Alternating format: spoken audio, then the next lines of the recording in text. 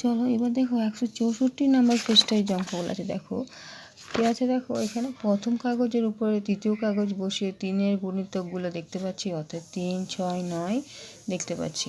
তাহলে কী বলেছে দেখো, মানে প্রথমে দেখো আমরা 163 তৈরি কী করছিলাম, যে 2-এর গুণিতকগুলো দেখতে পাচ্ছিলাম। এখানে কিন্তু 3-এর গুণিত দেখো, মানে 2 ঘর লাফিয়ে ছিল, গর্ত করেছিল, একটা দুটোকে বাদ দিয়ে 3টে, আবার দেখো একটা দুটোকে বাদ 3 আবার, ঠিক এইভাবে করে একটা মানে 3 একে 3, 3 দুগুণে 6, 3 তিরিখা 9, 3 4 12, 3 5 15, 3 6 18, এগুলো হচ্ছে সব 3-এর গুণিতক, 3, 6 এসবই গুণিতক, ঠিক আছে।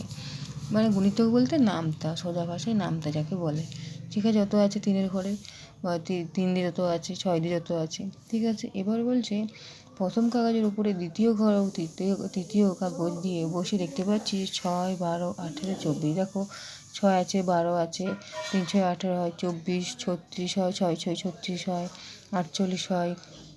এই যে এগুলো যতগুলো আছে সব এগুলো নামতা, ঠিক আছে, তেমন কিছু না, সবই এগুলো হচ্ছে নামতা।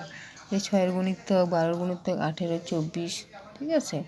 তো চলো এবার কী আছে, যে শূন্য ছাড়া 2-এর গুণিতক, 2-এর গুণ আছে 2 দুগুণে 4, 4 দুগুণে 8, 3 দুগুণে 6, 2 একে 2, 2 দুগুণে এটা 4, 2 দুগুণে 4, 3 দুগুণে 6, 4 দুগুণে 8, 5 দুগুণে 10, 6 দুগুণে 12, 7 দুগুণে 14, 8 দুগুণে 16, 9 দুগুণে 18, 10 দুগুণে 20, ঠিক আছে। এইভাবে 10 এই যে 2-এর গুণিতক, ওকে হচ্ছে 3-এর গুণিতক, মানে এগুলো নামতে হবে 3-এর ঘরে নামতা।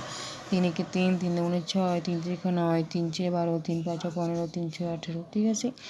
এবার বলছে যে 2-এর ও 3-এর সাধারণ গুণিতক, মানে যখনই সাধারণ গুণিতক বলবে, যে দুটো সংখ্যা আছে ওই দিয়ে গুণ করবে, তারপর সেটার গুণিতক করবে, মানে 3 দুগুণে 6 হয়েছে, 6-এর গুণিতক করেছে, ঠিক আছে।